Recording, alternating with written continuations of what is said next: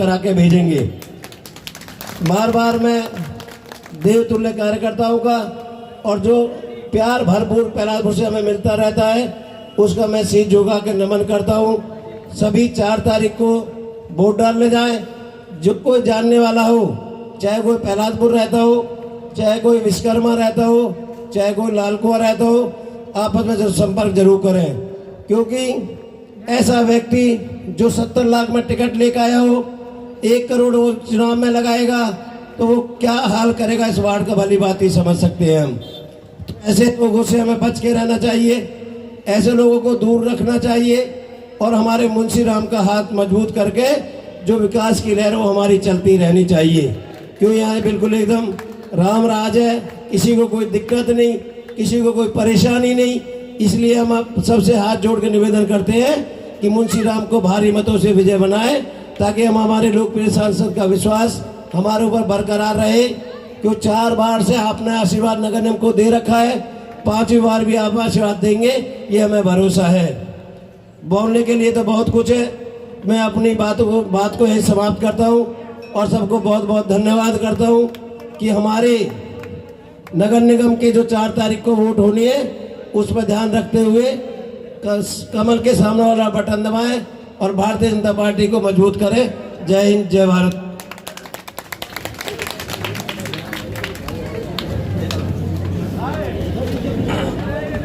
धन्यवाद राजू पोसवाल जी, आप तो यहाँ के एक एक कण कण से वाकिफदार हैं, एक एक व्यक्ति से जानकारी है आपकी। आप हर व्यक्ति के साथ कंधा से कंधा मिला करके चलते हैं। आप तो मरने में, जिंदे में, जन्मदिन में, कहीं भी जरूरत पड़ती है तो आप हर जगह हर जनता के हर व्यक्ति के साथ आप खड़े रहते हैं। अगर कोई व्यक्ति अकस्मात वैसे भी अगर फोन कर देता है तो उनके यहाँ पहुंच जाते हैं। साथियों, ऐसा व्यक्ति मिलेगा नहीं तुम्हें, ऐसा व्यक्ति कहीं नहीं मिलेगा। वो व्यक्ति जो आपके सामने अभी 2 शब्द आपको सुना रहे थे, वो व्यक्ति है कि मैं जानता हूं, मुझे पता है, मैं करीब इनसे 15-20 साल से जुड़ा हुआ हूं। कि साथियों, सब व्यक्तियों की काम करते हुए भी अगर कोई व्यक्ति गुस्सा हो जाए तो खुद गुस्सा नहीं होते, उसको आराम से मना करके आगे का काम करते हैं। साथियों, ऐसा व्यक्ति नहीं मिलने वाला है। मैं आपसे 2 नारे लगवाऊंगा, इसके बाद हमारे एक साथी आपके बीच में अपने शब्दों से संबोधन करेंगे, 2 नारे लगाएंगे। भारत माता की, भारत माता की, भारत माता की, Bharatiya Janata party, Bharatiya Janata party, Bharatiya Janata party. साथियों, आपके बीच में हमारे साथी बाबर खान, जो कि पीछे हम खान लगाते हैं, लेकिन साथियों ये व्यक्ति अपने शरीर के एक एक कण से भारतीय जनता पार्टी के लिए अर्पण है। ये व्यक्ति एक एक अपने शरीर के एक एक कण से भारतीय जनता पार्टी के लिए अर्पण है। आपके हर कर्म में, हर काम में आपके साथ रहता है। ऐसा व्यक्ति भी नहीं मिलने वाला। साथियों, मैं उनसे निवेदन करूंगा कि आप अपने शब्दों से इन सब साथियों को संबोधन करें। बाबर खान जी। बहुत बहुत धन्यवाद विनोद गुप्ता जी और सभी जो भी साथी यहाँ पर बैठे हुए हैं, भाजपा के कार्यकर्ता और भाजपा के समर्थक। मेरा निवेदन है कि ये आने जाने की जगह है, इसको थोड़ा सा छोड़ दो। कुर्सियां पड़ी हुई हैं, या तो उस पर बैठ जाए। यहाँ पर जो भी महिलाएं खड़ी हुई हैं, कृपया करके आप सामने आ जाओ, कुर्सी पे बैठ जाओ। भाई साहब, ये महिलाओं को कुर्सी खाली कर दें, आप थोड़ा सा आ जाइए। आप ये कुर्सी खाली कर दें आप महिलाओं को। वैसे भी सरकार ने भी रिजर्वेशन दे रखा है 50% का, तो यहाँ पर भी ये कुछ हमारी माताएं बहनें खड़ी हैं यहाँ पर, इनको कृपया करके जगह दें आप। बाकी यहाँ पर भी जो लोग आप खड़े हैं, थोड़ा सा पीछे हो जाएं ताकि आने जाने की जगह बनी रहे। थोड़ा सा पीछे हो जाएं। पीछे वालों को जब दिखता नहीं है तो फिर उनको मजा नहीं आता बात सुनने में। ये बुजुर्ग हैं, इन्हें बुजुर्गों को भी बिठाइए। ऐसे नहीं कि इन्हें बुजुर्गों का महिलाओं के लिए खड़ा कर दें। पुष्कर इनको ले जाके बाबा जी को पीछे बिठाओ। जो भी लोग यहाँ पर बैठे हुए हैं, बुजुर्गों का ध्यान दें, महिलाओं को ध्यान दें। और जो भी युवा कार्यकर्ता हैं, से मेरी अपील है कि कृपया करके व्यवस्था बनाएं और पीछे जाकर खड़े हो। ये जो लोग यहाँ पर खड़े हुए हैं, कृपया यहाँ से आगे आ जाइए। पीछे मजा थोड़ा आता है, आगे से सुनने में मजा आता है। आगे आ जाइए आप।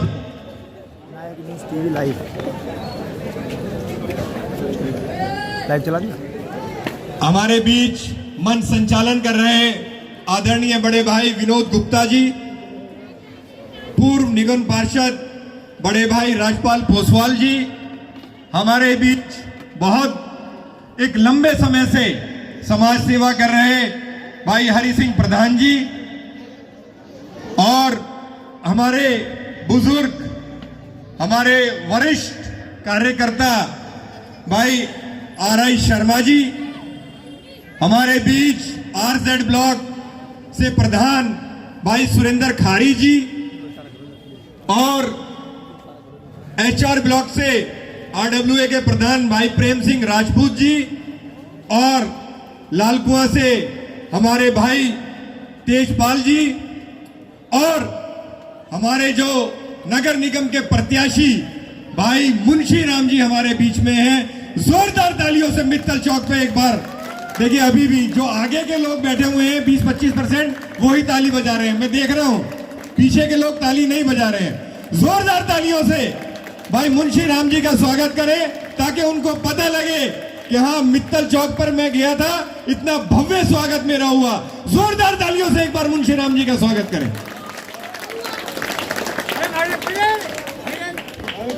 दोस्तों, मेरे से पूर्व वक्ता आपको बहुत कुछ बता गए, मेरे लिए बताने के लिए बहुत कुछ नहीं बचा है, मगर फिर भी मैं थोड़ी सी बातचीत, कोई भाषण नहीं मगर थोड़ी सी बातचीत आप लोगों से करना चाहता हूं। आप लोग, राजू भाई ने बताया कि भाई मुंशी राम जी जो हैं वो लालकुआं में रहते हैं, नंदगांव से आए हुए हैं, और पिताजी जो थे वो ड्राइवर थे इनके, खुद समाज सेवा करते हैं, छोटा सा बिजनेस है बिल्डिंग मटेरियल का, पत्नी इनकी आंगनवाड़ी वर्कर हैं, 2 बच्चों को जैसे तैसे पढ़ाकर वो 2 बच्चे जो हैं प्राइवेट जॉब करते हैं। ये तो है भारतीय जनता पार्टी का चरित्र, जिसने एक ऐसे व्यक्ति को टिकट दिया जिसको, अगर मैं ये कहूं कि जब उसको टिकट मिला, जब उसका नाम सूची में आया, उससे एक दिन पहले भी उसने ख्वाब में नहीं सोचा होगा कि भारतीय जनता पार्टी जैसी बड़ी पार्टी उसको टिकट देगी। ये वो पार्टी है जो चाय वाले को प्रधानमंत्री बना सकती है, तो मुंशी राम जी को आपका सेवक, आपका काउंसलर बना सकती है। सिर्फ भारतीय जनता पार्टी एक ऐसी पार्टी है जो ये ध्यान नहीं रखती कि हमारे यहां कौन अमीर है, कौन गरीब है, कौन किस जाति से है, कौन किस धर्म से है। अभी विनोद गुप्ता जी कह रहे थे कि बाबर खान जी के आगे खान जरूर लगा हुआ है, मगर आप लोगों के साथ हर जगह खड़े रहते हैं। दोस्तों, मैं खान बाद में हूं, पहले एक भारतीय हूं, मैं एक राष्ट्रवादी हूं। अगर भारत है तो मैं हूं, मेरा धर्म है, और अगर भारत ही सुरक्षित नहीं है तो ना मैं सुरक्षित हूं, ना ही मेरा धर्म सुरक्षित होगा। तो सबसे पहले हमें भारत के बारे में सोचना होगा। भारतीय जनता पार्टी में दिखाया जाता है कि सबसे पहले देश, उसके बाद पार्टी, और स्वयं सबसे आखिर में आता है। हमें अपने बारे में सबसे आखिर में सोचना होता है। तो दोस्तों, इसी तरीके से आपने देखा कि यहां पर पिछली बार संजू रानी को टिकट दिया था, वो भी हमारे एक कार्यकर्ता थे, उनकी बेटी थी चंदूलाल जी की, सभी लोग लगभग उनसे वाकिफ होंगे आप, मगर 5 साल उसने आपकी सेवा करी। अब उसके बाद पार्टी ने कहा कि एक ही परिवार के लोगों को टिकट नहीं मिलेगा। अब पार्टी एससी सीट है और एससी में भी जर्नल है, तो कोई दूसरा आप कैंडिडेट लाइए। तो हमारे यहां से 4 नाम गए। उन चारों में जो सबसे ज्यादा सीनियर थे वो मुंशी राम जी थे। एक बार पार्टी के उपाध्यक्ष रहे और 2 बार से महामंत्री हैं मंडल में। पार्टी ने कहा जो व्यक्ति 20 साल से आपकी सेवा कर रहा है हम उसको मौका देंगे कि वो सरकार में आए, आपका पार्षद बने, आपका नगर सेवक बने और 5 साल आपकी सेवा करें। दोस्तों, एक चीज और आपको बताऊं कि हमारे बीच में एक निगम पार्षद थे राजपाल पोसवाल जी, मगर मुझे लगता है कि 2007 से लेकर और आज 2022 तक अगर हमारा निगम पार्षद है तो राजू पोसवाल है। हमें कभी ऐसा महसूस नहीं हुआ कि आज हमारा निगम पार्षद राजू भाई नहीं है। हमें कोई भी काम पड़ता है हम फोन करते हैं तो किसको करते हैं? राजू भाई को फोन करते हैं। चाहे 2000 से 2007 से 2012 तक उनका कार्यकाल रहा हो, चाहे 2012 से 2017 तक रेखा पोसवाल जी का कार्यकाल रहा हो, चाहे 2017 से 2022 तक संजू रानी का कार्यकाल रहा हो, हमें जब भी कोई तकलीफ होती है तो या तो हम खुद भारतीय जनता पार्टी के कार्यकर्ता हैं, हमारे माथे पर कमल खिला हुआ है, जब हम अधिकारी के पास जाते हैं तो उसकी हिम्मत नहीं होती कि वो हमें नकार दे, हम अपना काम खुद करा कर आते हैं। या फिर अगर कोई गंभीर समस्या होती है तो हम याद करते हैं राजू भाई को। और मुझे लगता है आप जितने भी लोग बैठे हैं यहां पर, शायद ही पिछले 5 साल में संजू रानी को किसी ने फोन करा हो। कोई भी समस्या होती है, रात को 2 बजे भी कोई समस्या होती है तो हम राजू भाई को याद करते हैं, राजू भाई का जाके कुंडा खटखटाते हैं। और राजू भाई वो व्यक्ति है कि कभी किसी को ये नहीं कहता कि रात को 2 बजे आके तूने मेरा कुंडा क्यों खटखटा दिया, मेरी नींद क्यों खराब कर दी।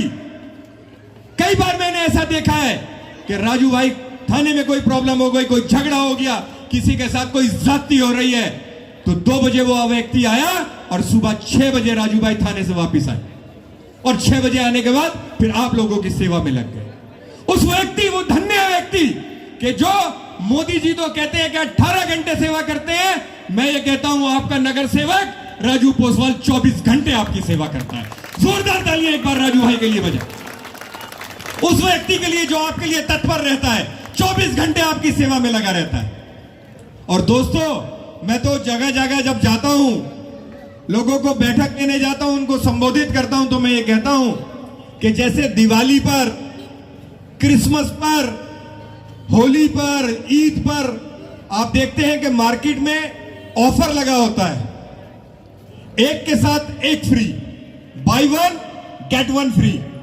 तो दोस्तों, 2017 में हमने वोट संजू को दिया, निगम पार्षद संजू बनी और राजू भाई हमें फ्री में मिले। मिले नहीं मिले? एक के साथ एक फ्री। और दोस्तों, अब भी मैं आपको यकीन दिलाता हूं कि आने वाली 7 तारीख को जब रिजल्ट निकलेगा तो भाई मुंशी राम हमारा नगर सेवक बनेगा और राजू भाई हमें फ्री में मिलेंगे। मिलेंगे नहीं मिलेंगे? जोरदार तालियों से बताएं, जोरदार नारे से बताएं। तो दोस्तों, ऐसी ये भारतीय जनता पार्टी है। और दूसरी ओर आपने देखा कि किस तरीके से आम आदमी पार्टी ने दिल्ली में टिकटों की सेल लगाई, किस तरीके से उनके विधायकों को उनके ऑफिस में लोगों ने दौड़ा दौड़ा कर मारा। ये कहा कि भाई सेवा तो ये लोग कर रहे थे और दिल्ली का मुख्यमंत्री इतना बेहोश हो गया है, उसे सत्ता का ऐसा गुरूर हो गया है कि वो हमारा सौदा कर रहा है, हमारे वोट का सौदा कर रहा है। 50-50 लाख, 80-80 लाख, 1-1 करोड़ में टिकट बेच रहा है। दोस्तों, दूर क्यों जाते हो? आपके पड़ोस में ही एक व्यक्ति रहता है जो आम आदमी पार्टी की लगातार 5 साल से सेवा कर रहा था, झंडा डंडा सब उठा रखा था। 2-2 बार उन्होंने सहीराम जी को विधायक बनाया। लालकुआं में भी एक भाई साहब रहते हैं, 10 साल से आम आदमी पार्टी की सेवा कर रहे थे, डंडा झंडा उठा रखा था। और तेजपाल जी तो साक्षात प्रमाण है कि दिल्ली में इन्होंने तो दिल्ली से बाहर जाकर भी आम आदमी पार्टी को चुनाव लड़ाए, मगर रिजल्ट क्या निकला, इनकी सेवा का प्रतिफल क्या मिला इन्हें? ये मिला कि इनकी मेहनत का और आप लोगों के वोट का सौदा करा केजरीवाल ने, और यहां से एक ऐसा व्यक्ति बिठा दिया जो एक दिन पहले जिसने पार्टी ज्वाइन करी, और वो भी इस शर्त पर ज्वाइन करी कि चुनाव मैं लड़ूंगा, पैसा जितना चाहिए 50 लाख 80 लाख 1 करोड़ जितना पैसा चाहिए मैं आपको दूंगा, शर्त यह है कि चुनाव आप मुझे लड़ाइए। क्या व्यक्तित्व है ऐसी पार्टी का? क्या व्यक्तित्व है वो भ्रष्टाचार को मिटाने वाला, वो राजनीति को चेंज करने वाला, जो कहते थे कि राजनीति की दशा और दिशा चेंज कर देंगे। उन्होंने ऐसी दिशा चेंज करी कि आप लोगों के वोट को बेचना शुरू कर दिया। आप लोगों के वोट की कीमत 1-1 करोड़ रुपए दिल्ली में लगा दी। दोस्तों, ऐसे व्यक्ति को जूते मारने चाहिए। अगर वो कभी आपके बीच में आए तो उसको जूते मारने चाहिए कि तू वो सौदागर है जो हमारे वोट का सौदा करता है। और दूसरी तरफ भारतीय जनता पार्टी वो पार्टी है जो कार्यकर्ता को टिकट देती है, उस व्यक्ति को टिकट देती है जो हमारे ही बीच का व्यक्ति होता है, किसी क्रिमिनल को टिकट नहीं देती। आप तो राजनीति की दशा और दिशा चेंज करने आए थे, राजनीति में सफाई करने आए थे। क्या क्रिमिनल्स को टिकट देकर आप राजनीति की सफाई करेंगे क्या? दोस्तों, ये पूछना जरूर। हम पूछेंगे तो लोग कहेंगे कि भाजपा के लोग हैं, ये तो ऐसी ही बात करेंगे, मगर जब जनता उसको जूते मारेगी तब उसे ठिकाने अकल आएगी। और आप जब जूते तो मारने का वक्त पता नहीं कब आएगा, क्योंकि मित्तल चौक पे तो कभी केजरीवाल आने की हिम्मत नहीं करता है। वो जानता है कि ये भारतीय जनता पार्टी का गढ़ है, भारतीय जनता पार्टी के कार्यकर्ता यहां पर रहते हैं, मैं उनके बीच में जाऊंगा तो जूते खाऊंगा। दोस्तों, जूते खिलाने का वक्त आपके पास नजदीक आ रहा है। 4 दिसंबर को जब आप कमल पर बटन दबाओगे तो एक जूता केजरीवाल के मुंह पर लगेगा। एक बटन दबेगा, एक जूता केजरीवाल के मुंह पर लगेगा। जितने बटन दबाओगे उतने जूते केजरीवाल के मुंह पर लगेंगे। तो मारना चाहते हो, नहीं मारना चाहते हो जूते? तो इतना बटन दबाओ, इतनी जोर से बटन दबाओ कि वहां बैठे बैठे उस जूते की खनक केजरीवाल को सुनाओ। दोस्तों, आपने अभी थोड़े ही दिन पहले एक वीडियो देखा होगा जिसमें उसके स्वास्थ्य मंत्री जेल में बैठ के अपनी सेवा करवा रहे हैं। और सेवा भी किससे करवा रहे हैं? बलात्कारी से सेवा करवा रहे हैं। दोस्तों, ऐसे लोग जब ये जेल से बाहर निकलेंगे तो क्या बलात्कारियों के खिलाफ काम करेंगे या उनकी सेवा का प्रतिफल देंगे आगे बाहर? ये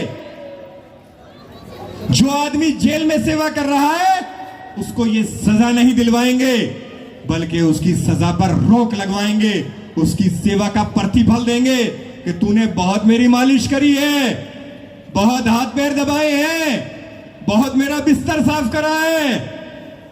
जब तुझे सजा होनी होगी तो हम जाकर राष्ट्रपति के पास अपील करेंगे, हम एलजी के पास अपील करेंगे कि ये तो व्यक्ति समाज सेवी है, ये बलात्कारी नहीं है, इसको छोड़ दिया जाए।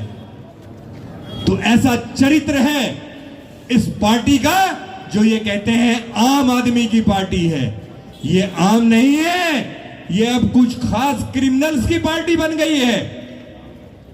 दोस्तों, रमेश बिदुड़ी जी जब विधायक होते थे तो आपके बीच में हर हफ्ते दौरा रखते थे, चाहे वो दौरा किसी भी ब्लॉक का हो, चाहे वो लाल कुएं का हो, चाहे प्रहलादपुर का हो, चाहे विश्वकर्मा कॉलोनी हो, चाहे वीपी सिंह कैंप का हो। आपका सेवक आपके द्वार आता था, आपसे पूछता था आपकी क्या समस्या है।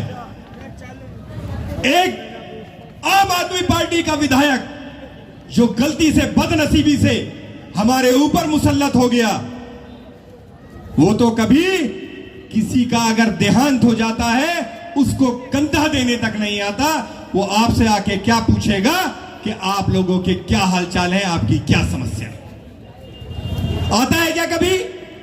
मैंने तो कभी किसी का देहांत हो, कभी किसी की शादी हो, कभी किसी के यहां कोई कार्यक्रम रखा गया हो, कभी सहीराम जी को यहां पर नहीं देखा।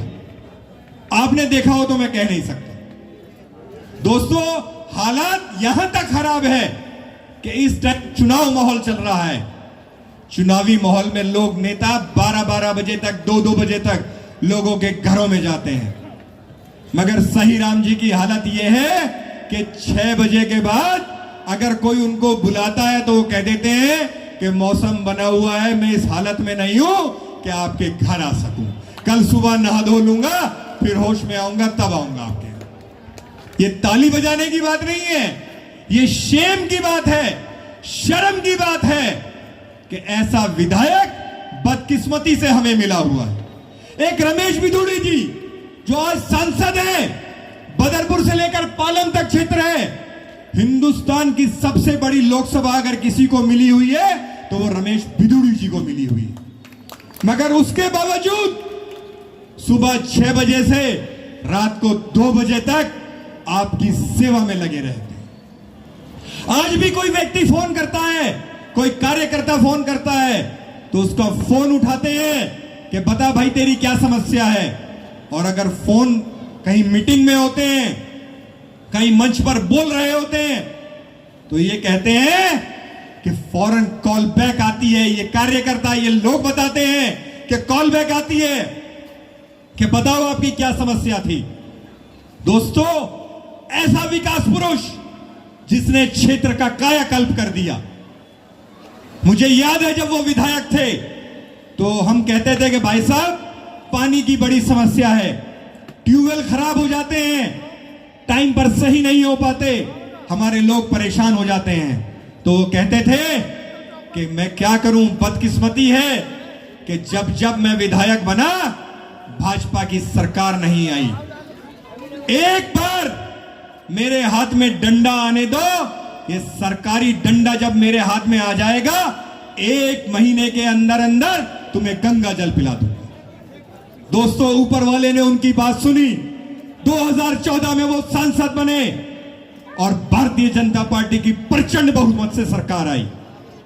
14 दिन के अंदर उन्होंने जल बोर्ड के अधिकारियों की बैठक करी और यह कहा कि अगर तुगलकाबाद विधानसभा में गंगा जल नहीं पहुंचा तो ग्रेटर कैलाश की पाइपलाइन भी मैं उखाड़ दूंगा। अगर तुगलकाबाद के व्यक्तियों को गंगा जल नहीं मिल सकता तो ग्रेटर कैलाश के लोगों को भी गंगा जल पीने का हक नहीं है। और अधिकारी जानते थे कि रमेश बिधूड़ी जो कहता है वो करता है और जो करता है वही कहता है। तो उन्होंने आनन फानन में ये जो बूस्टर बना हुआ था जिसमें कांग्रेस सरकार पानी नहीं आने दे रही थी, इसमें पानी छोड़ा और वही पानी आज तक हमारे घर में गंगा जल आता है। ये रमेश बिधूड़ी जी का अथक प्रयास था जिसकी वजह से गंगा जल आया। और उस वक्त जो गंगा जल आता था, जितने टाइम आता था, सहीराम जी तो वो ड्यूरेशन भी कायम नहीं रख पाए, उसमें भी अब टाइम में कटौती हो गई। दोस्तों, हमारे जो काम करने की शक्ति है, रमेश बिधूड़ी जी की जो शक्ति है, आपने देखा कि केजरीवाल जी बोल रहे थे कि 3-3 कूड़े के पहाड़ दिल्ली में बना दिए हैं। ये भाजपा आएगी तो 12 नए पहाड़ बना देगी। दोस्तों, केजरीवाल जी से पूछो कि ये कूड़े के पहाड़ बने कब? ये कूड़े के पहाड़ कांग्रेस सरकार ने मास्टर प्लान में लाया था। कांग्रेस सरकार लेकर आई थी इनको कि दिल्ली का कूड़ा इन 3 जगह डंप करा जाएगा, क्योंकि दिल्ली का कूड़ा दिल्ली में ही डंप होगा। दिल्ली से बाहर गुड़गांव नहीं जाएगा, फरीदाबाद नहीं जाएगा, गाजियाबाद नहीं जाएगा, पानीपत नहीं जाएगा, ये दिल्ली में ही रहेगा। उस टाइम यहां पर आबादी कम थी। चाहे ईएसआई हॉस्पिटल की बात करें, चाहे नरेला की बात करें, चाहे गाजीपुर की बात करें, तो उन्होंने ये मास्टर प्लान में 3 कूड़े के पहाड़ बनाए थे। मगर जब केजरीवाल जी से कहा कि अब इनको समाप्त कर दीजिए, तो उन्होंने उनके कान पर जू नहीं रहेंगी। संसद जी ने बार बार चिट्ठी लिखी मगर वो उसको नकारते रहे, वो उसको ठीक हो दबाते रहे। तब उसके बाद रमेश भिदुड़ी जी ने शहरी विकास मंत्रालय में जो हमारे आदरणीय मंत्री जी हैं हरदीप सिंह पुरी जी, उनसे कहा कि भाई साहब लोगों के स्वास्थ्य पे गलत असर पड़ता है, ये कूड़े के पहाड़ समाप्त होने चाहिए। तब वो टेक्नोलॉजी लेकर आए कि इस कूड़े से हम इलेक्ट्रिसिटी बनाएंगे, एनर्जी बनाएंगे। और सबसे पहला प्लांट का अगर कोई उद्घाटन हुआ तो आपके क्षेत्र में ईएसआई हॉस्पिटल के पास आपने देखा होगा कि कूड़े से energy, waste to energy plant का उद्घाटन करने श्री अमित शाह जी, गृह मंत्री जी आपके बीच में आए। यह है काम करने की ताकत, यह है काम करने की नियत कि सबसे पहले अगर कहीं प्लांट लगा तो दिल्ली में लगा तो हमारे क्षेत्र में लगा। सबसे पहले कूड़े का निवारण होगा तो हमारे क्षेत्र के कूड़े का निवारण होगा। दोस्तों, मोदी जी ने यह कहा था कि जहां झुग्गी वही मकान आपको दूंगा, और उसका प्रमाण दिया कि भूमिहीन कैंप वालों को गोविंदपुरी में 3024 फ्लैट बना कर दिए, उनको उसमें बसाया। लोग ख्वाब में नहीं सोच सकते थे कि इतने शानदार फ्लैट हमें मिल जाएंगे। बहुत सारे हमारे बंधु सोनिया गांधी कैंप से, वीपी सिंह कैंप से वहां पर उन फ्लैटों को देखने गए हैं और आके उन्होंने कहा रमेश जी से कि रमेश जी कुछ भी कर लीजिए, जल्द से जल्द हमारे लिए भी ये फ्लैट ऐसे बनवा दीजिए। तब रमेश जी ने बताया कि ये जो कूड़े का पहाड़ है इसको खत्म करने का टारगेट 18 महीने का है, और जैसे ये कूड़े का पहाड़ यहां खत्म होगा तो वीपी सिंह कैंप हो, चाहे सोनिया गांधी कैंप हो, चाहे गोला कुआं कैंप हो, उनको फ्लैट बनाकर इसी जगह दिया जाएगा जो उनके करीब है। जहां झुग्गी वही मकान के तहत आपको जल्द से जल्द 2026 तक आपको वो फ्लैट वहां पर बना के दे दिए जाएंगे। और आप ये जानते हैं कि रमेश भिदुड़ी अगर कोई बात कह रहे हैं तो वो करके दिखाते हैं। तो दोस्तों, बहुत जल्द आप लोगों को, जो लोग कैंप में रह रहे हैं, नारकीय जीवन जी रहे हैं, उनको बहुत जल्द ईएसआई हॉस्पिटल के बराबर में फ्लैट बनाकर दिए जाएंगे। दोस्तों, बातें तो बहुत सारी करने को है, पूरी रात गुजर जाएगी। ये केजरीवाल जी जब सत्ता में आए थे बहुत सारे वादे इन्होंने करे थे। कहा था जी 500 स्कूल बना दूंगा। दोस्तों, 70 विधानसभाएं दिल्ली में हैं, उस हिसाब से 7 स्कूल हमारे भी हिस्से में आने थे, मगर 7 स्कूल तो क्या देते तुगलकाबाद को, एक स्कूल नया केजरीवाल जी आपके क्षेत्र में नहीं खोल पाए। उसके विपरीत अगर देखें तो एमसीडी ने नए स्कूल बनाए, एमसीडी ने नई डिस्पेंसरी बनाई जो लाल कुआं में विशाल मेगा मार्ट के सामने है, लाल कुआं स्टैंड पर है। आदमी की नीयत होनी चाहिए काम करने की, तब काम कर पाता है। केजरीवाल जी का काम यह है कि झूठे प्रलोभन दे दो, 50 कॉलेज नए खोल दूंगा। जो युवा शक्ति थी उन्होंने सोचा चलो अब दूर से पढ़ने नहीं जाना पड़ेगा, 50 कॉलेज खुल जाएंगे तो एक विधानसभा के आसपास एक कॉलेज तो खुल जाएगा नया। मगर दोस्तों, आज तक एक कॉलेज नहीं खोल पाए। उसके विपरीत हमारे सांसद जी ने आया नगर गिटौरनी के पास जमीन अलॉट कराई और वहां पर कॉलेज बनकर तैयार हो गया है। यह सांसद जी का काम करने का तरीका है, यह उनकी नीयत है काम करने की। कि जो केजरीवाल ने कहा था वो केजरीवाल तो पूरा नहीं कर पाया, मगर हमारे सांसद श्री रमेश भिदुड़ी जी ने वो काम करके दिखाया। आप देख रहे हैं प्रहलादपुर तक मेट्रो का काम आ गया है। ये काम 5 साल पहले कंप्लीट हो गया होता अगर केजरीवाल जी टाइम पर फंड दे देते, टाइम पर एनओसी दे देते। केजरीवाल जी का जब देखा रमेश भिदुड़ी जी ने कि ये काम को अटका रहे हैं, फाइलों को दबा रहे हैं और हमारे क्षेत्र में ये मेट्रो नहीं आने देंगे, तब भी उन्होंने हरदीप पुरी जी से कहा कि भाई साहब, केजरीवाल की नीयत नहीं है कि दक्षिणी दिल्ली लोकसभा में भी मेट्रो आ जाए। तब हरदीपुर जी ने जो कहा कि कोई दिक्कत नहीं है, आप केजरीवाल जी से पैसा नहीं मांगा जाएगा, 100% पैसा इस मेट्रो के फेस को केंद्र सरकार देगी, नरेंद्र भाई मोदी देंगे और दक्षिणी दिल्ली के लोग भी इस मेट्रो में यहां पर बैठ सकेंगे।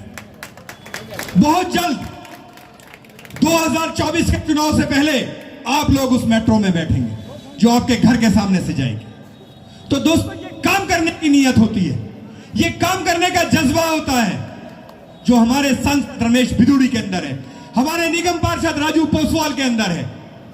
आपने देखा होगा हर हफ्ते आपके क्षेत्र का दौरा करा जाता है, उसमें चाहे सफाई की समस्या हो, चाहे डेंगू यहां पर महामारी फैलती थी दिल्ली के अंदर, मगर हमारे क्षेत्र में जब से राजू भाई है निगम पार्षद, डेंगू के मरीज इतनी तादाद में नहीं आते जितने दिल्ली की और जगहों में आते हैं, क्योंकि एमसीडी को कर्मचारियों को ये पहले ही कह देते हैं कि देखो अब बरसात का मौसम आने वाला है, अपनी कमर कस लो, अगर एक भी डेंगू का मरीज निकल गया तो तुम्हारी खैर नहीं।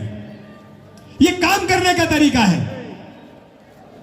दोस्तों, राजू पोसवाल जी उसके अलावा बता रहे थे आपको कि जितने भी पार्क हमारे यहां हैं उन सब में जिम लगवाने का अगर काम करा तो सांसद रमेश बिधूड़ी ने करा। ये बहन जी यहां पर खड़ी हुई हैं, इनका पर्स यहां आसपास कहीं गिर गया है। अपने आसपास देख लें, अगर कोई पर्स मिले आपको तो पर्स इन बहन जी को लाकर दे दे। अपने आसपास देख लें बस, अगर आपके आसपास कोई पर्स पड़ा हो, भीड़ है, कहीं गिर गया होगा तो कृपया कर ला दें, ताकि इन बहन जी को भी पता लगे ये भारतीय जनता पार्टी के कार्यकर्ता बैठे हुए थे, मेरा पर्स भी मेरे को वापस मिल गया, ये और दूसरा डाका तो क्या डालेंगे। बैग है इनका, वो बैग देख लें आप, अगर कहीं गिरा हुआ हो तो वो इनको लाकर दे दें।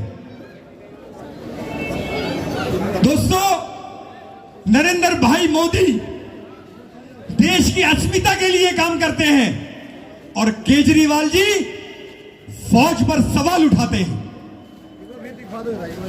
जब भारतीय फौज ने पाकिस्तान के अंदर घुसकर सर्जिकल स्ट्राइक करी और उनको मुंह तोड़ जवाब दिया, तब केजरीवाल जी थे जो ये पूछ रहे थे कि सबूत कहां है।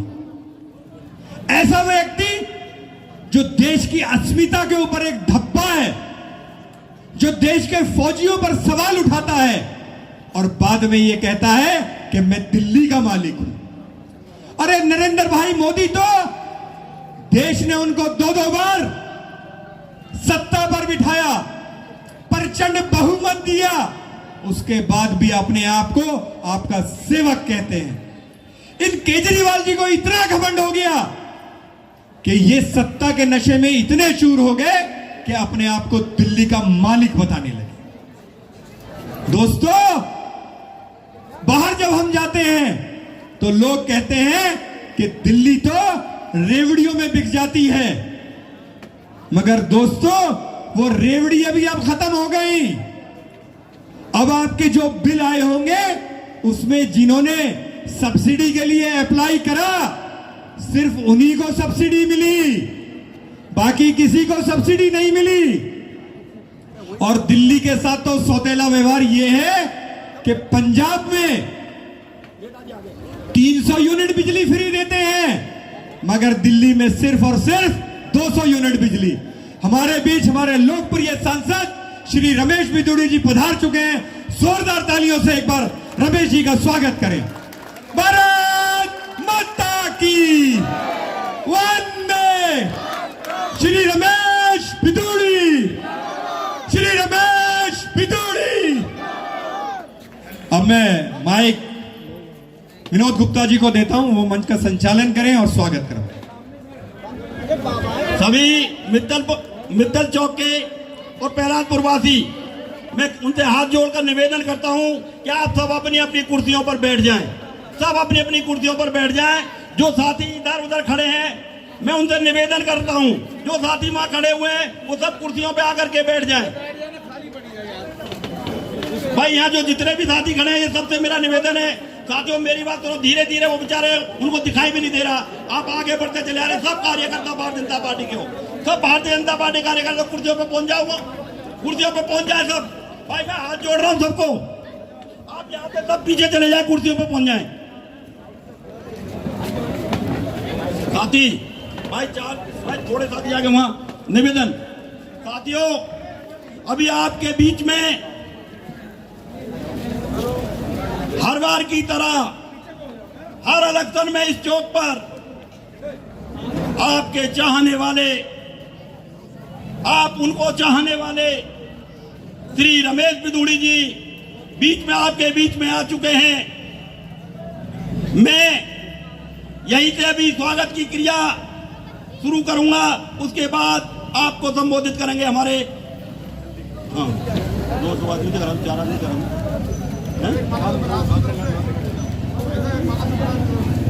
तू आ जा, तू पर आ जा, तू ही पर आ जा, जल्दी पकड़, उठा हमारा तू करिया काम हमारा।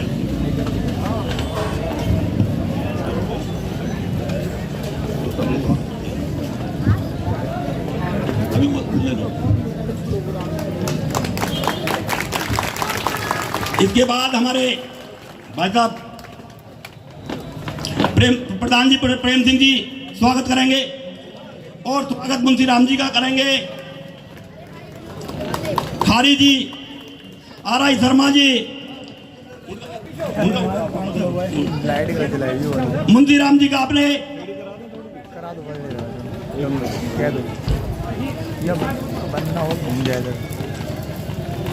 साथियों ये समझो कि आपका सबने स्वागत कर लिया, क्योंकि इनको अगली मीटिंग अटेंड करनी है भाई साहब को। और मैं चाहूंगा कि आपके सबके नाम जितने रह जाएंगे उनका भी सबका स्वागत हुआ समझना। अभी एक मिनट, अभी हमारे बीच में हमारे तेजपाल जी जो कि काफी देर से आपके बीच में बैठे हुए हैं, मैं भाई साहब से निवेदन करूंगा कि भाई साहब उनका स्वागत करें, क्योंकि वहां से पार्टी छोड़कर हमारे पास आए हुए हैं।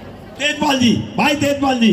इसके बाद देखिए बहुत दिन से लगे हुए हमारे प्रमोद कुमार जी जो कि मित्तल चौक पर रहते हैं, देवेंद्र भाई के साथ लगे हुए थे। उन्होंने उनके साथ मिलकर के बहुत दिन से उनके साथ पूरी मेहनत की थी कि टिकट देवेंद्र जी को मिलेगी, लेकिन उन्होंने ऐसे व्यक्ति को टिकट दे दी जो व्यक्ति कभी बीच में रहा ही नहीं, पैसों से बिक करके उन्होंने टिकट दे दी। उस व्यक्ति को देवेंद्र को टिकट नहीं दी।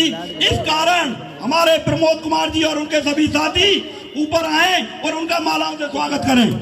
गगन भाई आ जाए, सभी साथी आ जाए ऊपर और स्वागत करें उनका। प्रमोद जी आगे आए, प्रमोद जी आगे आए, भैया फोटो खींचना, इनका फोटो खींचो, इनका फोटो खींचो सबका।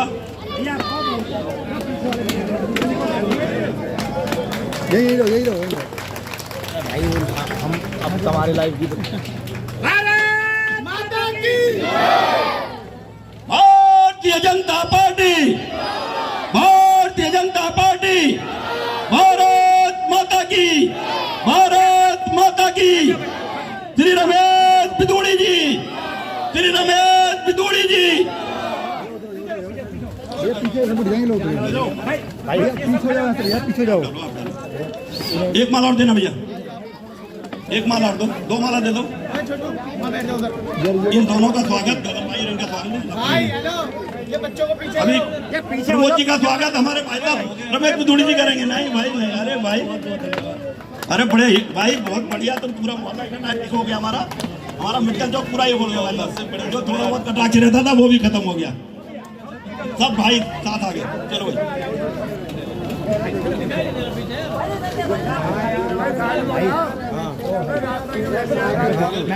जगह छोड़ दो भैया। भारत माता की।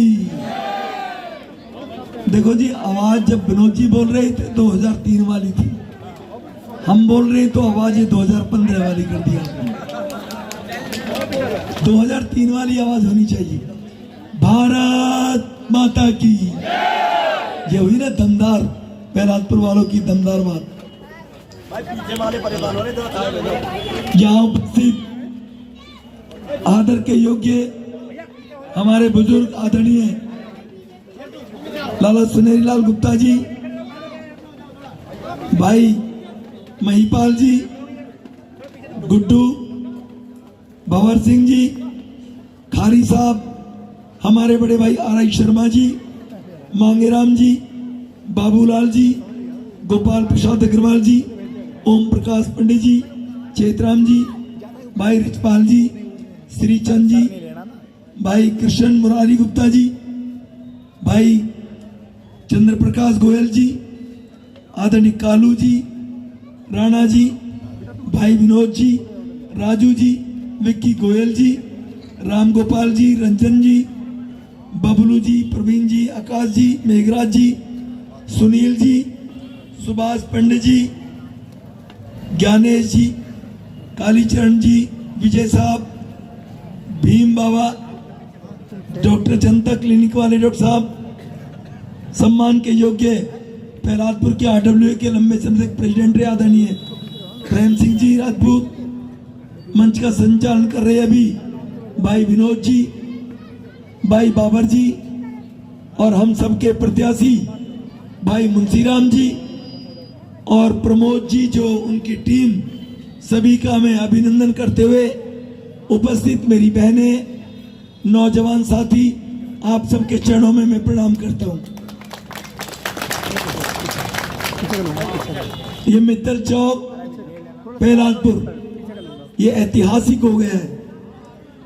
ये शुभ लक्षण यहीं से शुरू होकर निकलते हैं। जो भी बिछड़ने वाले लोग बिछड़ जाते हैं, मित्तल चौक सबको खींच लाता है। शिवराज सिंह जी, भाई रमेश जी, हमारे सिसोदिया साहब पूर्व मंडल के अध्यक्ष, और मैं केवल एक निवेदन आपके बीच में करने के लिए आया हूं। मैं आज यहां स्थान पर हूं। आज नौजवान बच्चे लोग कहीं भी मेरे साथ सेल्फी लेने की बात करते हैं, तो ये ताकत, ये शक्ति अगर मुझे दी है तो आप पुल प्रहलादपुर के मेरे बहनों भाइयों ने दी है। मैं वो दिन जब याद करता हूं, 2008 का चुनाव, जब दोबारा एमएलए का चुनाव में लड़ रहा था, ओखला इंडस्ट्रियल एरिया इस विधानसभा में जुड़ गया। चाहे वो उत्तरांचल की बहनें थी, चाहे यूपी बिहार की, चाहे हमारी और कार्यकर्ता बहनें, जब मैं गलियों में घूम रहा था तो वो कहने लगे, अरे भैया यहाँ क्यों टाइम खराब करते हो, आप जाओ वहां चुक्कियों में जाओ, यहाँ तो हम सब आपके आदमी हैं और आप चिंता मत करो, हम संभाल लेंगे। वो सीन जब मैं देखता हूँ, आज भी मैं भावुक हो जाऊं उस बात को देखकर, जैसे मैं उस दिन भावुक हुआ था। इसीलिए हमारे भाई संजीव तिवारी जी भी बैठे हैं सामने, बहुत लोग बैठे हैं, धीरे धीरे सबकी शक्ल दिखती है तो नाम याद आते हैं। इसलिए मैं आपसे ज्यादा लंबी चौड़ी बात करने की बजाय, केवल आप सब जानते हैं, आप राष्ट्रवादी लोग हैं। आपने दिल्ली के विकास के लिए, दिल्ली के अपने क्षेत्र की समस्याओं के समाधान के लिए आपने मुझे आशीर्वाद दिया था। जिस उम्मीद के साथ आपने आशीर्वाद दिया, 2003 से पहले लगातार यहां कांग्रेस के विधायक हुआ करते थे। पहली बार आपने आशीर्वाद दिया, पुल प्रहलादपुर विश्वकर्मा कॉलोनी, सभी लालकुआ के बंधुओं ने, और उस आशीर्वाद की अपेक्षा, आपकी अपेक्षा के अनुसार हमने वो कार्य करने का प्रयास किया, और जो प्रयास किया उसमें सफल भी हुए। और उसी का परिणाम है कि हम जब कहीं भी इधर उधर थोड़े बहुत अपने आप को हल्का महसूस करते हैं, तो हमें पुल प्रहलादपुर की जब याद आती है तो हम दबंगी के साथ में कह देते हैं, अभी हमारा पुल प्रहलादपुर बाकी है। तो भाइयों बहनों, 4 तारीख को चुनाव है।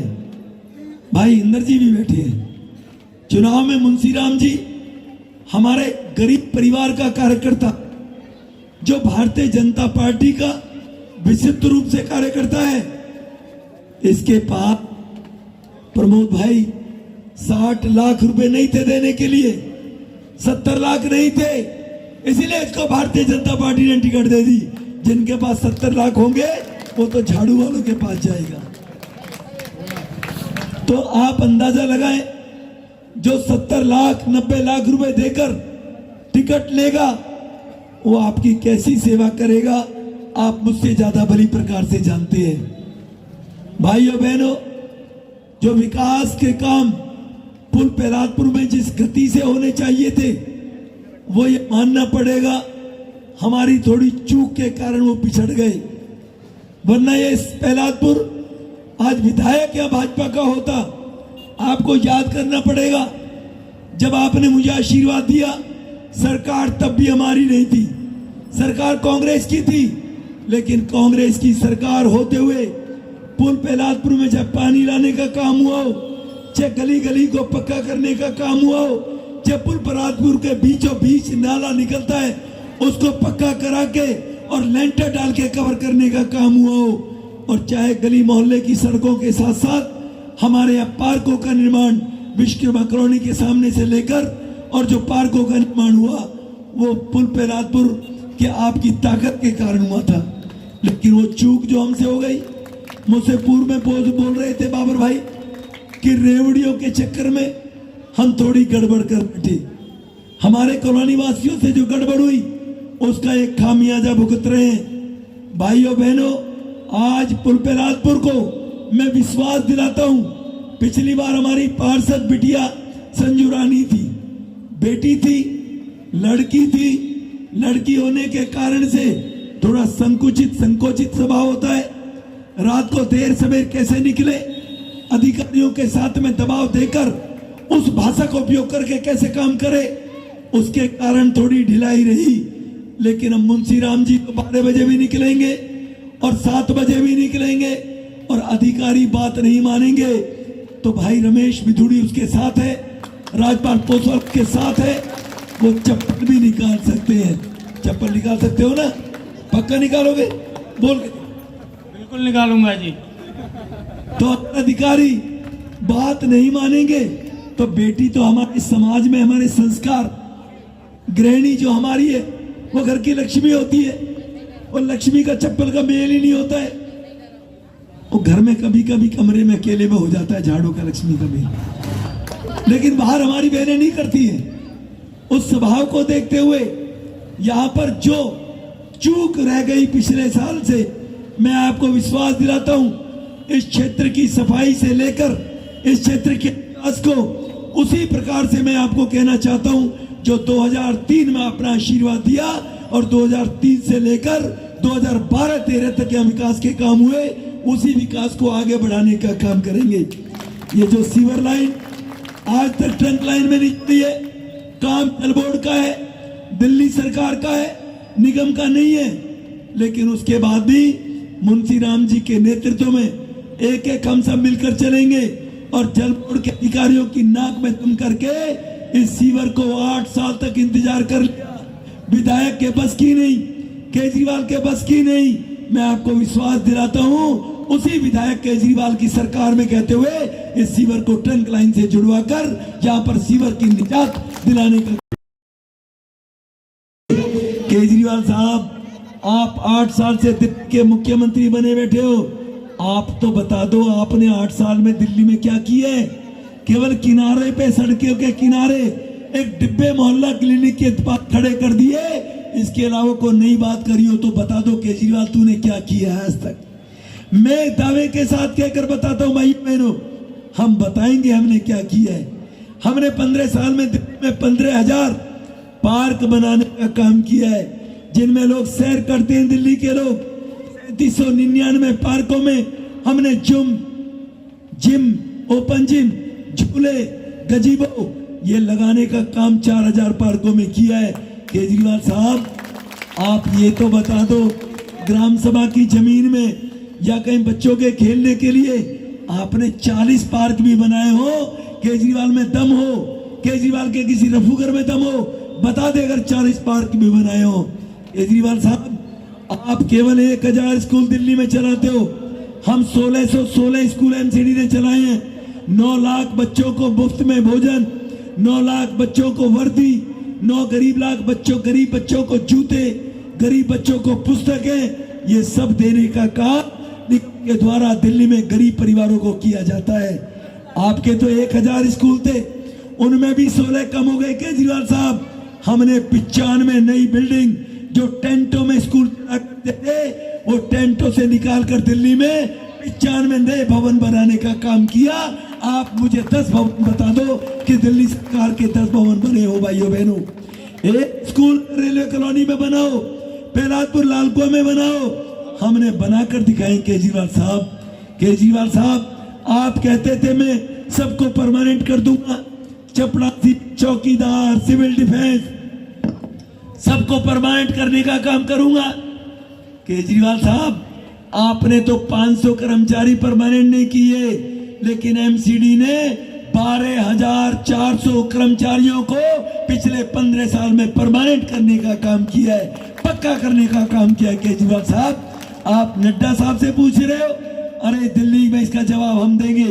नड्डा साहब तो पूरे देश का जवाब देने के लिए, मोदी साहब पूरे देश का जवाब देने के लिए 125 करोड़ लोगों का, लेकिन आप तो जीडी पानी है, एक बूंद पानी नया प्लांट, ट्रीटमेंट प्लांट लगाकर पानी का ठीक करने का काम नहीं किया। दिल्ली की आवश्यकता 1300 एमजीडी की है, 400 एमजीडी पानी कम है। केजरीवाल, आपको गुजरात से, पंजाब से, यूपी से, हरियाणा से उससे फुर्सत मिलती हो। केजरीवाल साहब, तो आप दिल्ली को देखोगे ना। आप कहते हो एमसीडी ने क्या किया? केजरीवाल साहब, आपने 450 डिब्बे खड़े किए। एमसीडी की हमारी 453 डिस्पेंसरियां, जच्चा बच्चा केंद्र, गरीब माँ बहन को जब कोई बच्चे को जन्म देती है उसकी चिंता एमसीडी करती है। केजरीवाल, तेरी दिल्ली की सरकारें नहीं करती। जच्चा बच्चा केंद्रों में बच्चे जब पैदा होते हैं, गरीब को सहारा देने का काम निगम की 453 डिस्पेंसरियों में किया जाता है। लाल कुआं एमबी रोड पर भी हमने बनाई है पक्की। अब उसको बताइए, उसके डब्बे बढ़िया है या एमसीडी की डिस्पेंसरी बढ़िया है जो स्कूल हमारे स्कूल के बराबर में शमशान घाट के सामने खड़ी है? देखिए, किसी ने नहीं देखी है। इसलिए केजरीवाल साहब, आप कहते हो एमसीडी में क्या किया? अरे जो 40 साल पहले लैंडफिल साइट बनी थी, लैंडफिल साइट कूड़ा जहां डाला जाता है, वो दिल्ली में, दिल्ली के मास्टर प्लान में 40 साल पहले जब दिल्ली का मास्टर प्लान बना था तब वो लैंडफिल साइट बनी थी। चाहे ओखले में 15 एकड़ में, चाहे गाजीपुर में, चाहे नरेला में, 40 साल तक कांग्रेस की सरकार रही। 8 साल केजरीवाल साहब आपको हो गए। उस कूड़े निस्तारण की टेक्नोलॉजी लाने का काम भारत सरकार का, दिल्ली सरकार का था। वो टेक्नोलॉजी आप लेकर नहीं आए। 2014 में मोदी जी प्रधानमंत्री बने, जर्मन और सिंगापुर जाकर अधिकारियों को भेजा, वहां से टेक्नोलॉजी लेकर आए और 345 करोड़ की लागत से वेस्ट टू एनर्जी, जो वेस्ट निकलता है कूड़े से, बिजली बनाने का काम ये प्लांट एमसीडी ने लगाया। केजरीवाल, आपने नहीं लगाया है। 2000 मीट्रिक टन कूड़ा रोज वहां से जलाकर बिजली बनाई जाएगी। 50 लाख मीट्रिक टन कूड़ा एक साल में सब खत्म कर दिया जाएगा। 16 महीने के अंदर, जिन कूड़े की तू बात करते हैं केजरीवाल साहब, 16 महीने के अंदर मोदी साहब की टेक्नोलॉजी लाने के बाद 2016 में लगाने प्रारंभ किए।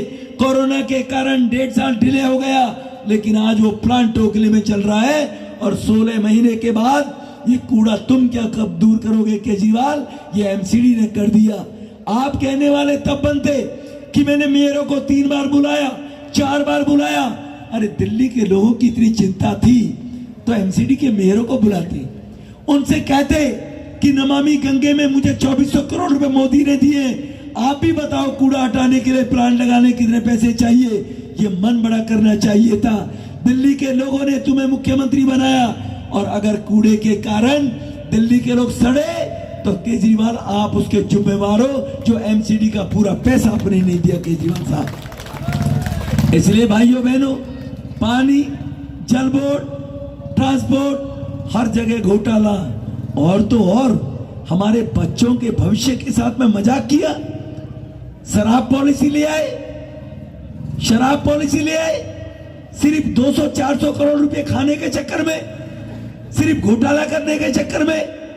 मैं आप सब बहनों भाइयों से पूछना चाहता हूं, एक मेरा बहन भाई बता दे जिसने भी अगर एक गलत आदत डाली है, बीड़ी पीने की, सिगरेट पीने की, शराब पीने की जो ये गलत आदतें पड़ती है, जब पहले दिन इस आदत को कोई डालता है, वो पैसे लेकर नहीं खरीद कर पीता है, वो पहले दिन पीता है। तो कैसे पीता है आप बता देंगे? फ्री की कौन पिलाता है? केजरीवाल। अरे मैं बीड़ी सिगरेट की भी बात कर रहा हूं, वो भी फ्री की। यार दोस्त पिलाते हैं फ्री में। आज जन्मदिन है मेरा, ले ले ले ले। आज कोई बात नहीं, भतीजे की शादी है। देखो आप बीती सुना रहे हैं भाई साहब, उनको भी लत ऐसी लगाई होगी किसी ने। तो ये बुरी लत लगती है तो फ्री से लगती है। अरे केजरीवाल, तूने दिल्ली के मध्यम वर्ग गरीब परिवारों के घर को बर्बाद करने के लिए शराब पॉलिसी लाकर 12% कमीशन मिलेगा। 2% कमीशन होता था, 12% कमीशन लेने के लिए कि 6% लेगा सिसोदिया और 6% ठेकेदार। आपने एक के साथ एक फ्री कर दी, 1 गेट 1 फ्री, कि जो आदमी फ्री में लेकर जाएगा उसको लगेगा पैसा तो मेरा लग नहीं रहा है, 4 दोस्तों को फ्री में पिला दूं। वो 4 दोस्तों को फ्री में पिलाएगा, 4 दोस्तों को लत पड़ेगी, वो दारू खरीदेंगे। ये हमें बर्बाद करने का काम केजरीवाल तूने शराब नीति लाकर किया। ये तो एमसीडी में भाजपा थी, दिल्ली में शराब के ठेके, दुकान के लाइसेंस जो भी देता वो निगम देती है। अगर निगम ना होती तो तुम्हारे प्रहलादपुर की गलियों में भी 10 ठेके होते भाइयों बहनों, 10 ठेके होते, हमारे बच्चे बर्बाद होते। निगम में भाजपा थी इसीलिए वो लाइसेंस नहीं दिए और निगम और भाजपा ने वो ठेके नहीं खोलने दिए। खुल जाने चाहिए कि हर गली में आसानी से मिलेगी, मेहमान आएंगे, ज्यादा दूर नहीं जाना पड़ेगा। क्यों, बढ़िया नहीं है? नजदीक है तो बढ़िया है। मुझे खुश करने के लिए कह रहे हैं, पक्का दूरी रहना चाहिए। तो ये है केजरीवाल की करतूतें, ये है केजरीवाल। अब अंत में एक बात और कहना चाहता हूं, कल केजरीवाल के चक्षु खुल गए, जैसे पहले खुले थे। मेरी नानी ने कहा मेरा राम किसी टूटे हुए खंडर में बने मंदिर में नहीं रहता है। ये कहा था नहीं कहा था? कब कहा था बताइए, कब कहा था भैया? पता ही नहीं है किसी को। ये तो रहेंगे रेवड़ी के चक्कर में, किसी को नहीं पता। केजरीवाल साहब ने कहा मेरी नानी ने कहा मेरा राम किसी टूटे हुए खंडर में बनाकर मंदिर में नहीं बन रहेगा। ये केजरीवाल साहब ने तब कहा था जब मोदी साहब ने भगवान राम के मंदिर के निर्माण का कार्य शुरू किया था। याद है नहीं है? ये तब कहा था। राम मंदिर बनने में दर्द हो गया, कुछ लोगों को वोट के लिए खुश करना था कि मैं होता, मोदी बनवा रहा है तो मंदिर नहीं बनने देता। अरे कांग्रेस ने 60 साल राज कर लिया, उसने नहीं बनाया तो उसका नस्तना बूत हो गया, पूंजा ही छुप गया कांग्रेस के। तो पूंजा छिप गया ना, क्या कहते गांव में, ये कहते हैं ना, पूंजा छिप गया। ढूंढनी पड़ती है एक आध वोट का है कांग्रेस के नाम की। राहुल बाबा कह रहे हैं भारत जोड़ो आंदोलन करूंगा, कांग्रेस ही सारे छोड़ छोड़ के झाड़ू पकड़ के भाग रहे हैं। वो कह रहे हैं राम मैं आंदोलन करूंगा। इसीलिए ये बात कहकर मैं आपसे निवेदन करना चाहता हूं कि जो केजरीवाल साहब केवल वोट बैंक के लिए हमारी अस्मिता के साथ खेलना चाहते हैं, उसका हिसाब हम सबको लेना चाहिए, नहीं लेना चाहिए? लेना चाहिए ना। अब आखिरी दाव क्या फेंका उसने, मैं छोटे आरडब्ल्यूए के लोगों को मिनी पार्षद बनाऊंगा, मिनी पार्षद। कल कहा उसने। अरे भैया, सतेंद्र जैन की तो याददाश्त चली गई थी। जब उसे पूछताछ पुलिस से कर रही जेल में तो कहने लगा मुझे तो पता नहीं पैसा कहां से आया, मैं तो भूल गया। आपकी भी याददाश्त चली गई क्या? ये केजरीवाल की याददाश्त भी चली गई क्या? याद करो 2015 को, नहीं होगा किसी को याद, इसीलिए तो मजे मार रहे हो। 2015 में कहा था इसने मैं मोहल्ला समिति बनाऊंगा, मोहल्ला समितियों से पूछकर टिकट बांटूंगा, मोहल्ला समितियों से पूछकर सड़कें बनाऊंगा, मोहल्ला समितियों से पूछकर नाली बनाऊंगा। ये कहा था नहीं कहा था? तो केजरीवाल की याददाश्त कमजोर है, आप कैसे भूल गए सब लोग? कहा था नहीं कहा था? 2015 में भी कहा था मोहल्ला समिति बनाऊंगा, लेकिन अब जब ये ठेके खोलने का टाइम आया तो आरडब्ल्यूए या मोहल्ला समिति वाले से पूछा क्या? किसी आरडब्ल्यूए से पूछा क्या?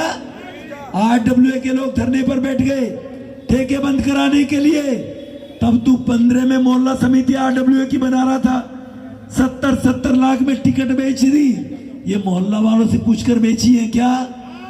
ये मोहल्ला वालों से पूछकर बेची है क्या?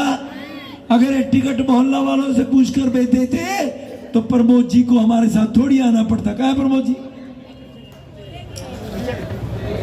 कहाँ है प्रमोद जी? अगर ये मोहल्ला आरडब्ल्यूए को पूछकर टिकट देते तो देखो, मोहल्ला वालों से पूछकर टिकट देती है तो भारतीय जनता पार्टी देती है। कार्यकर्ताओं ने मिलकर कहा महेंद्र को, भाई मुंशीराम को चुनाव लड़ाना है तो मुंशीराम को प्रत्याशी बनाया है। तो इतना झूठा व्यक्ति है। अब आरडब्ल्यूए वालों को लालच देना शुरू कर दिया। तो भाइयों बहनों, अपने प्रहलादपुर के विकास के लिए, देश की अस्मिता के लिए, हमारे बच्चों के भविष्य के लिए, बच्चों की सुरक्षा के लिए इस केजरीवाल को भगाना पड़ेगा, नहीं भगाना पड़ेगा? अगर ये केजरीवाल रहेगा तो ही सरतन से जुदा करने वाली भाषा बोलने वाले लोग आएंगे। केजरीवाल नहीं रहेगा तो किसी की मां ने दूध पिलाया, सरतन से जुदा करने की भाषा बोल देगा। पिलाया क्या? इनको सपोलों को कौन पालता है?